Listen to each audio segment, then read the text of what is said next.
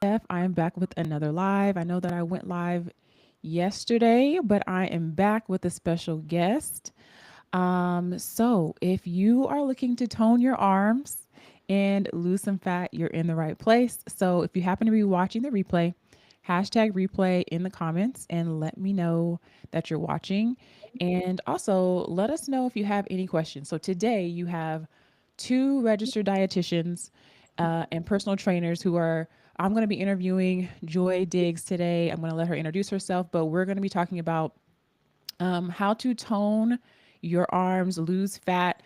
And so I know this is a topic that you guys will be super interested in. So, Joy, thank you so much for joining me today. Happy to have Absolutely. you. Thank you so much for having me. Yeah, So, ladies. introduce yourself and tell the people what you do and who you help. Okay. Yeah. So I'm Joy Diggs. I'm, as Stephanie said, I'm a personal trainer, registered dietitian. I've been in the fitness industry for almost the past 20 years. My company is Dig Deep Fitness and Nutrition, which is located in Houston, Texas. And every day I train mostly women who are looking to, transform their bodies and their minds and ultimately their life by losing unwanted pounds, learning how to make a lifestyle change. So I'm not the quick fix dietitian. I know Stephanie's not either. I'm really about helping you to make some sustainable changes and get these guns, right? Everybody's trying to get their arms toned and Right. get the belly fat gone and lose the jiggle. So that's what I love to do. And so it's so funny because I be thinking I have nice arms. Did y'all just see You Joy's do. arms? I love it. I love it. So like Joy said, we're both dietitians and neither one of us are about the quick fix. We are about lifestyle change. So just making sure that if you're following me, I'm sure you probably know that already, like making this a lifestyle. So I want to know if you have any questions, if y'all are joining or if you're watching the replay, go ahead and type in the chat and let us know what questions do you have, what struggles do you come up against when it comes to losing fat, toning up, because I know most of my audience, and probably Joyce too, is Absolutely. that's the main thing that they want to do. So, Joy, based on your experience, what are some of the mistakes that you see people making when they have this goal but they're not able to achieve it? Like, what's the Oh my what gosh, do you it's see? tons of mistakes. I mean, where should I even start, right? So we already know like food is the biggest thing that people have the biggest problem with changing, right? So a lot of times, people want to tone their arms, right? But toning is not just about building muscle, it's also about losing the fat. And the way that you get more definition with your arms is going to be first of all by changing your food intake. So if you're not eating in a way where you're going to be losing body fat, it doesn't matter how many arm exercises you do, you're never really going to be able to uncover all that muscle that you've been building with your routine. So first and foremost, possibly getting with a dietitian like me or Stephanie and really, committing to changing your eating habits. Because if it's not there, I'm not going to say your work is in vain, but you're not going to see as much of the progress if your food has not been changed. And I would say, Stephanie, I'm sure you've seen the same thing, right? Yeah, I think a lot of people, when I see questions, especially like on social media, they're like, how do I, what exercises do I need to do to Exactly. do X? And I'm like, well, if you want to lose fat, the main thing is your nutrition.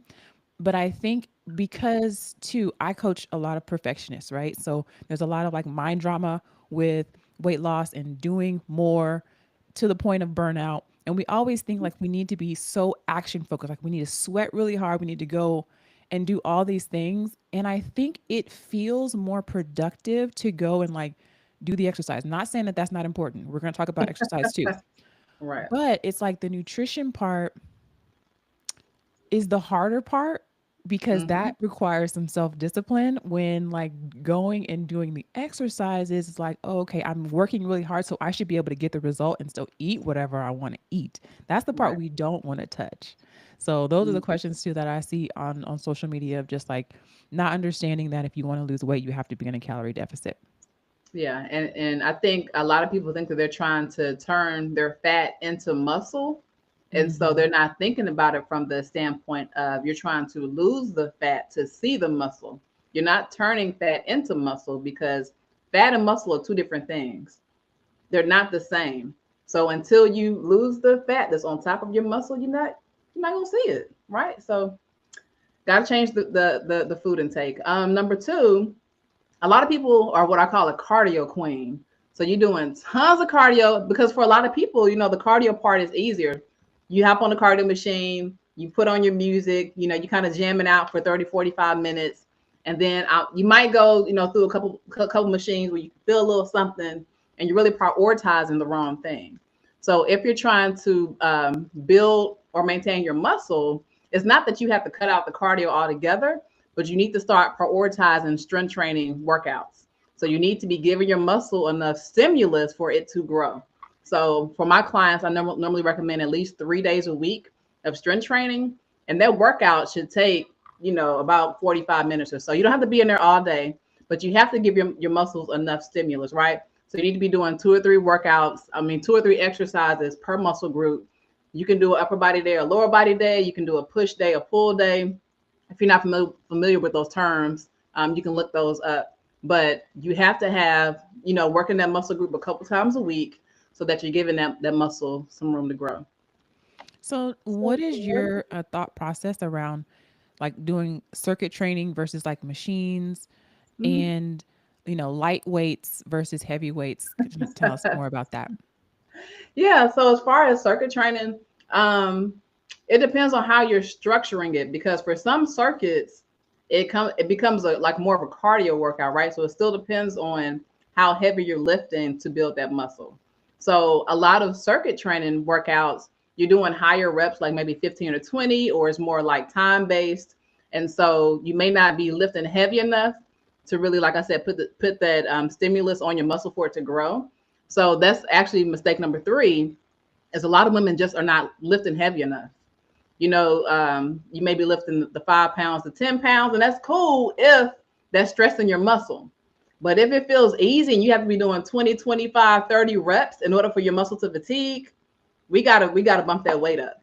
So, when I started handing clients 15 pounds, 20 pounds, 25 pounds, 30 pounds, sometimes they're looking at me like I'm crazy, like, wait a second, that's too heavy.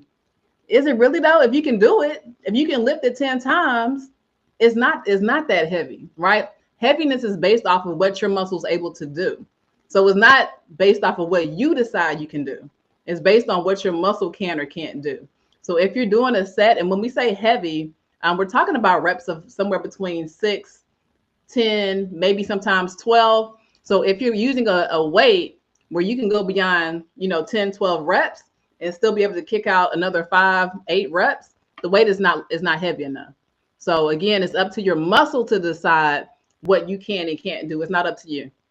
Yeah. And I'm over here laughing because one of my clients or she's a former client actually, Sanithia. I see what you're saying. Right. She said 45. I So what can't I see did, the comments. yeah, it's in my group and I don't think you can see the comments. What she said I'm watching. was, and Uh-huh. cardio is more fun, LOL, because she was definitely a cardio queen, right? We got some cardio queens in the house, huh? So what I had start doing is I do a workout workshop with my clients just to try to help them because I'm virtual only. So I'm Mhm. trying to help them understand their form, what they're supposed to feel.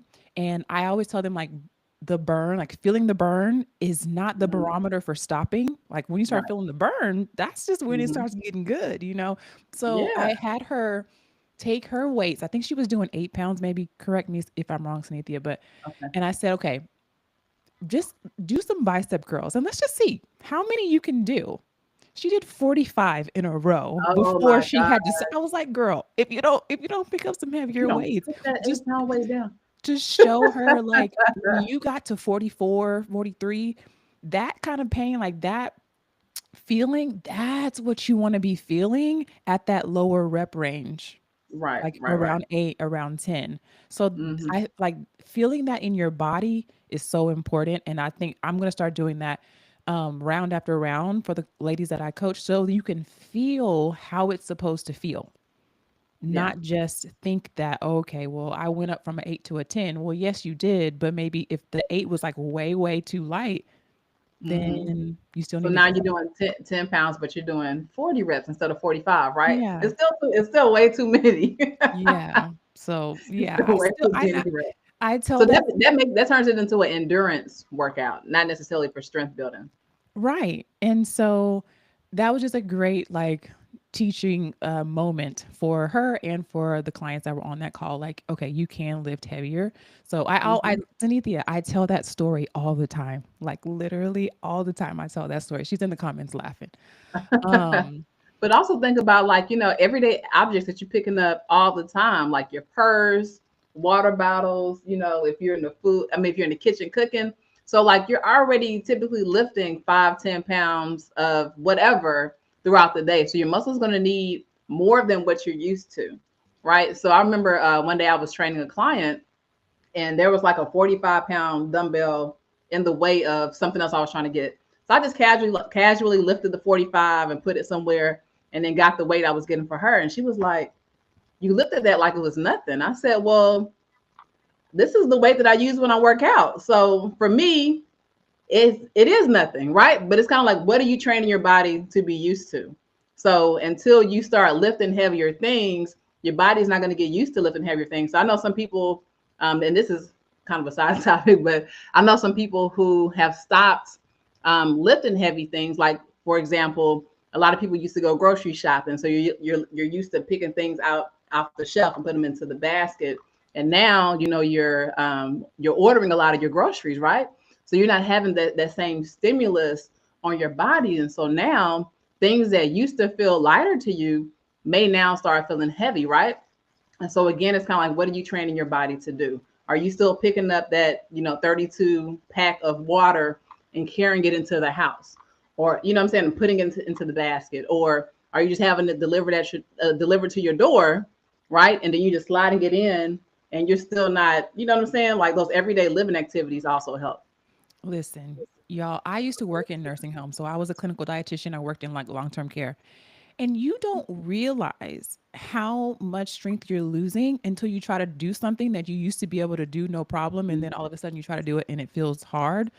That is not a good feeling. So, most of my clients, 40 plus, we're getting up there. We want to be able to maintain, keep our strength, as well as look good. But y'all, like it starts Yeah. to get a little bit serious after a little while. Yeah. One thing I was going to mention was like if you're doing upper body 8 pounds, then your lower body can definitely do more than that, right? Y'all are still using the same weights for upper and lower. And if y'all have any questions, let me know. Sunitha said, I'm doing 20 pounds now. Good job, Let's girl. go. That's what I'm Yes. talking about. Congratulations. She sends me notes all the time talking about her continued weight loss and, she's still traveling, doing her thing. I'm so proud of her. Y'all, Hmm. let me know if you have any questions. What questions do you have for Joy? Do you have another mistake that you see, Joy? Yeah. So another one is not really focusing on your larger muscle groups. So a lot of people, you stand in the mirror and you do like your bicep curls. You may do like a little tricep, kickback or something.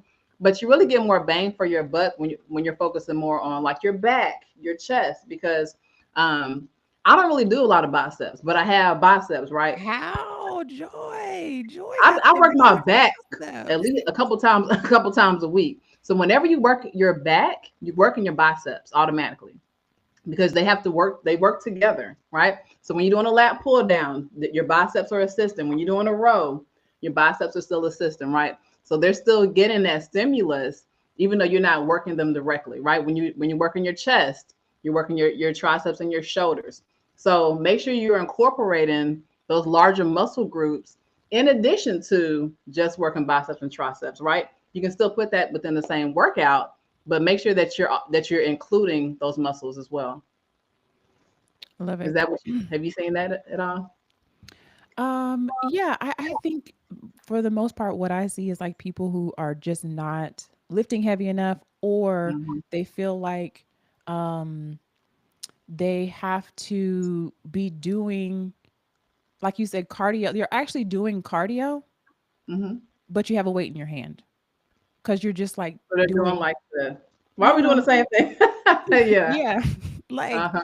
Yeah. that's one thing. And I think Sanithia had that too. Like, okay, yes, you are holding a weight, But but it's like. failure, it like going to failure where not where it burns, but like where you can't do anymore because your form is failing because your muscles are that fatigued, and Hmm. knowing what that feels like in your body. Yeah. Any more mistakes? I do have a couple more questions after you. Yeah. So I have a one last one is Okay. not prioritizing protein. And I know Okay. I see you talk about this all the time. Hmm. But even in addition to eating the right foods, you still have to have like the right combination of foods. And so I know a lot of people, their eating style is very carb heavy and not enough protein. And so I know with my clients, whenever their protein starts to slip, and we do their body, we do because my clients we measure their body fat every month.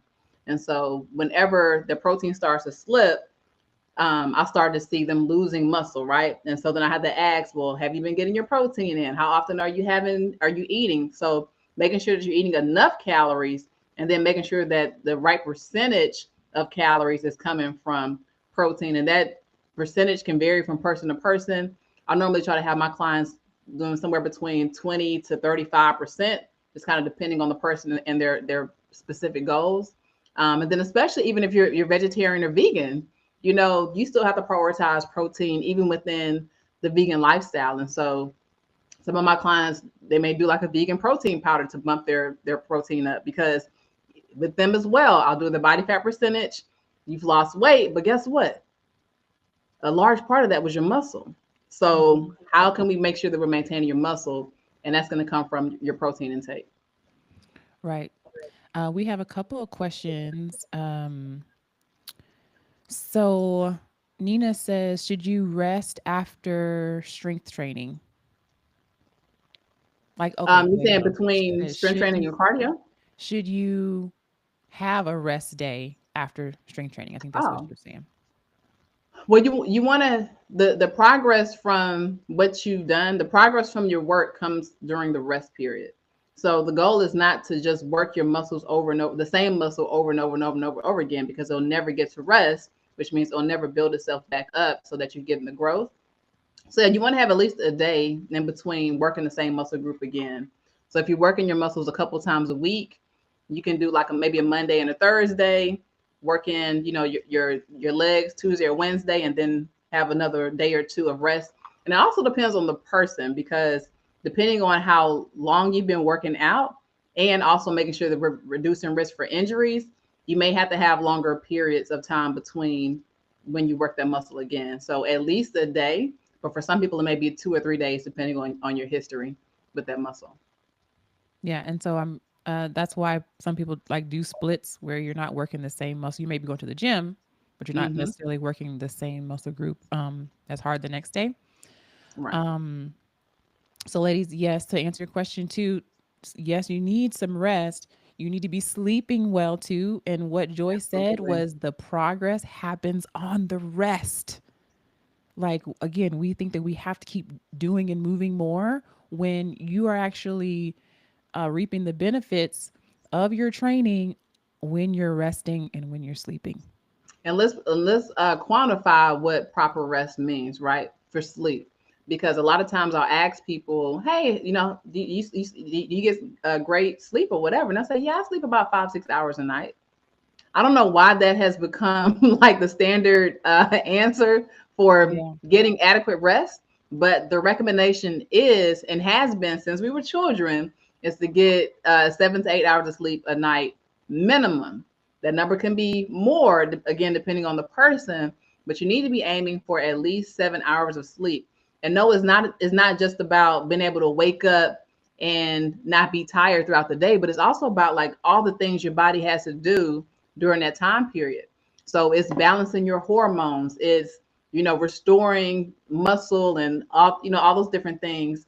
So when you're not resting enough, when you're not sleep enough, you're cutting that work, you're cutting the time short for your body to do the work. So imagine you going to work and your boss gives you all this stuff and dumps it on your desk, and you think you can have a whole 8 hour day, and he's like, no, you have 4 hours. And so now, like, you don't have to make some shortcuts. Some stuff you may do, but it's not gonna be as efficient or as thorough or as correct. There's gonna be some mistakes made. Some stuff is not gonna get done, right? And so you want to give your body enough time to complete the work that it's supposed to do while you're asleep. Yeah, I love that analogy. I love Thank that you. analogy. Tell me, what do you feel like the role is for cardio to play in like reducing arm fat specifically? So it'll give you a little I don't know why I'm laughing. It'll give you a little extra calorie burn. So like we talked about before, you're looking to burn the fat on top of the muscle. So cardio will give you an additional calorie burn, but the most benefit of a cardio workout is for your heart. You know what I'm saying? Like that's why it's called cardiovascular. It's going to help your heart to be stronger to build your endurance. But I think people really overestimate how many calories you're burning for your cardio compared to how much fat that you're going to be losing. Most of the fat that you lose is going to come from what you're eating or not eating. It's not necessarily going to come from the cardio. So the cardio is just an added bonus, but it's not the main thing that's going to help you to burn the fat. Right. Y'all think y'all out here sweating, trying to sweat as much as you possibly can so Right. that you feel like you're burning a whole lot of calories so you can go eat whatever you want. And that is not how this works. Yeah, so most of y'all probably know the estimate is that it's about 3,500 calories to lose a pound of fat. And again, that's not like the exact number because you're not a robot, so you can't just program. Okay, I've burned 3,500 calories, so that means I should lose a pound. Doesn't quite work that way, but just as an estimate, it takes that much to start to lose some weight, right? So think about when you're doing your cardio workout and how many calories you burn. If you're on there for about 30 minutes, you may have burned what 200 to 400 calories, depending on how intense it is. 200 to 400 calories. Now, how long is it going to take you to get to 3,500 in order to burn that fat off? So, the calorie deficit that you need to lose fat is going to be more based off of creating that deficit with your food than trying to, do it all on the cardio machine. Yeah. It's going to be really hard if you're just trying to burn it off because you can eat 200 calories real quick, an extra two or Mm-hmm. 300, 400 calories real quick. Yeah. What advice do you have for somebody who struggles with sticking to a workout routine? So I like to tell people to commit to your minimum. Like, what is the most that you can do on your worst day, right? That's your minimum. The most you can do on your worst day, that's your minimum. Now, once you can do that and you can do that consistently and form that a habit, okay, now let's start to increase. And it doesn't mean that if that's your minimum, that's all you do. It means at the base, get that done. Now, when you can do more, do more. Because what I like to tell people is your 100% effort is going to vary day to day. It doesn't always look the same. So what my most that I can do today may not be the most I can do tomorrow because every day is different, right? But if I know what my minimum is, like some days I go into the gym and my minimum is if I go to the gym, I have to stay here for at least 30 minutes and I have to do something for my body, period. So there may be days when I don't feel like I may have planned to do upper body. I don't feel like doing it. I may have planned to do cardio. I don't feel like it, but I'm here. I don't care if I'm on the mat and I'm just stretching for 30 minutes. My minimum is I'm doing 30 minutes for my body, right? So you need to decide what your minimum is and be consistent with that thing so that you can start to get the results. Okay. Dale says, I'm sorry. Sorry, y'all. Um, No worries. Thanks for your questions, y'all. Keep dropping them in the chat. Dale says, do you recommend cardio before or after? So it depends on what you're prioritizing. So if you're prioritizing trying to build strength and muscle, I would say to do it afterwards so that you're giving the strength training workout the most of your energy and then do the cardio after that. If you were trying to like prepare for a 5K or trying to build your cardio endurance or something like that, and that's more of your goal, then I would say to do the cardio first. So whatever your priority is, whatever the priority goal is what you want to do first in your workout. Good question. I know that's a common question. She also Mm-hmm. says, what are different compound exercises we can do? So like uh so working multiple muscle groups at the same time, is that what she means by compound? Yeah, I think so. Okay, so like I said, like when you work in your larger muscle groups, like if you're doing a row, that means you're working your different parts of your back muscles, your bicep, your rear shoulder. If you're doing a chest press, you're working your chest, your front shoulder, your triceps. So whenever you're working those larger muscle groups, those are going to be compound motions because 9 times out of 10, that muscle group can't work by itself. But if you're doing something like a bicep curl, it's more isolated, and you're pretty much only working that muscle. So focusing more on those larger muscle groups would be compound movements. And then she also says, how long does it take to lose flabby arms? Depends on where you're starting from. So the higher your body fat percentage is, the longer it's going to take. Um, for a lot of people, thinking about like where your body fat percentage is now for you to kind of see the tone that you're looking for, you probably want to be somewhere in the 20s as far as your body fat percentage. And then after that, it just kind of depends on how you want to look, right? So from a health standpoint, it's typically recommended to be below 25% for women. And so once you're at that 25%, you'll definitely, you should be able to start seeing some tone. But if you want to be like super ripped, now you got to get it lower and lower. So I'm at about 18%. I've been as low as 8% when I did some bodybuilding shows. So it's just a preference of how lean, you want to look. I didn't know you did bodybuilding shows, Joy. I Yeah, did back in not know 2015, that. I was just out there just, hey, let's just see what this is all about. You didn't put none on the social. Whatever Yeah, you did. Oh, 2015. okay, I'm gonna have to Yeah. go. I'm gonna have to go No, look. Okay. I'll send you the pictures. You don't have to search for them. But yeah, I had a couple clients who were interested in bodybuilding, and I had never, been to a show. I didn't know what the whole process was, and so I was like, well, let me go through it before I try to coach somebody else on how to do it. And so some of them saw me going through the process, and they were like, nah, I don't think I want to do it anymore because it's very extreme. It could be very intense, and depending on where you're starting from, you know what I'm saying, it could be uh unpleasant experience for some, right? Mm, Because of how much cardio you may have to do to get to how you want to look by the stage. mm. But yeah, back in 2015, I did 2 shows. Cool. I did not know that. I've always thought about doing one, but I've never Girl, had. And I don't. get Well, on let up me. there. Okay, wait. So let me back up.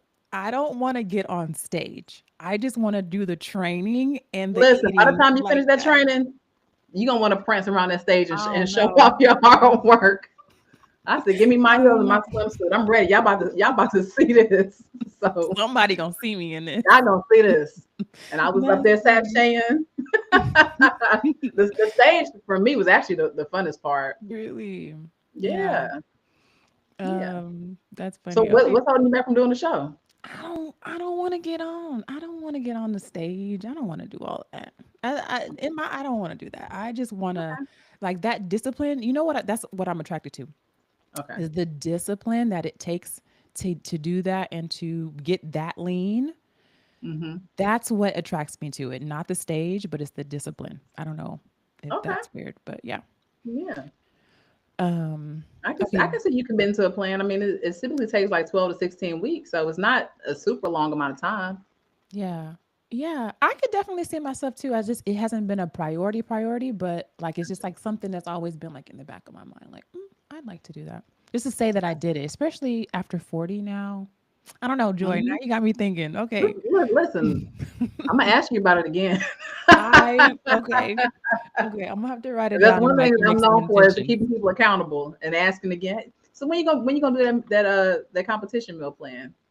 Yeah, and you've already helped me by some questions that you've asked me before. So I know Joy. Joy is good. If y'all want to work with Thank you. Joy, y'all she is going to tell y'all about how you can work with her. Dale, thank you so much for all of your questions. You said you've been doing it for a while. So look at some of the things we talked about today about going to failure and your diet. And if you don't know what your body fat percentage is, it's super important to know. Well, I like my clients to know what their body fat percentage is, and I encourage them to just Google in body near me, Hmm. and they Yep. can just, usually it's free to go and get an in-body scan. You can get that once a month and you can kind of see where your muscle is, where your body fat percentage is. So at least you know and you have numbers. I like to deal with numbers because sometimes we feel like I'm doing all the things Right. we feel like we're doing more than maybe we actually are. And it just helps you to know where you are, if you're making progress or not. So usually it's free, y'all. Google in body near me. Yeah. Um, That's what I use for my clients as well. yeah. And then one last question. So the goal is to strength train and eat. Oh, okay. Yes, and eat a balanced meal. So she said the goal is to strength train and eat Hmm. a well balanced meal. Yes, so you got to get your protein, got to get your your total calories. You have to be lifting to failure consistently, and be on a training program, y'all. Yes. Don't just go Oh, into that should the be gym. number six Mm, mistake. Just go ahead, Joy. doing a Go whole bunch of ahead. random stuff.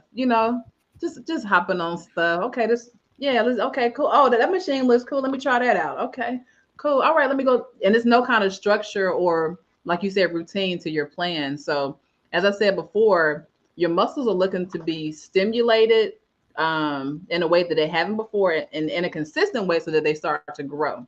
So when you're doing a whole bunch of random stuff, and especially not being consistent with some of the same exercises, because I know a lot of people want to change stuff all the time. You get bored. You can change to some degree, but you can't just be hopping around doing random stuff and then expect your body to look the way that you want it to look, right? So when you have a specific goal, you have a specific plan, you follow that plan, then you make changes at between 4 and 8 weeks, and then you keep moving it like that. Um, I'm gonna see if I can put this comment. How do I put this comment on the show on stream? Oh, you about to pin Yeah, her? you see? Can you see that? Oh, hey, Rakia. He definitely knows. Definitely knows. Yes, I love it, y'all. So, Joy, tell us Thank you. how the people can work with you. Yeah, so I'm a personal trainer and dietitian, so I offer like one-on-one personal training sessions that could be live or on Zoom, like live. I do online coaching where I provide you a plan, but even more tailored to what we're doing, talking about today. I have an online program called Get These Guns, and it's an 8 week upper body workout plan. So, like I was saying before, a lot of times people are doing like a whole bunch of random stuff, and you're not really sure how to put together a plan, how to keep it structured, how to make sure that you're working the right muscles on the right days, and that you're doing the right exercises that are going to get you the most bang for your buck. And so I just went ahead and put that together for you.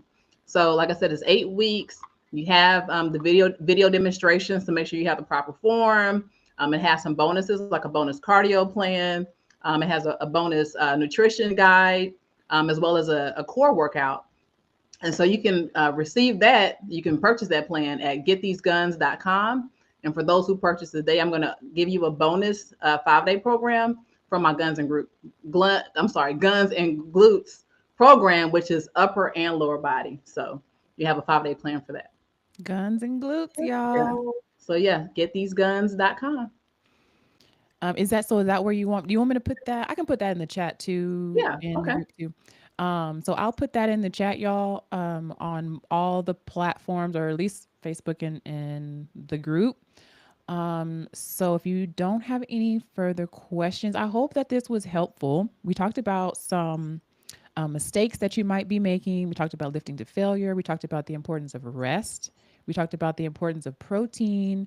But if you've been struggling for a while, just like Dell was saying, like, hey, I've been doing this, and you're doing things, but Mm-hmm. if you want to get the result in the end, having a strategic structure, instead of going in there doing 3 sets of 10 of everything, having a training program is designed to get you from where you are now to where you want to be. And that's the difference between just going in there and just doing whatever you want, whatever feels good in the moment.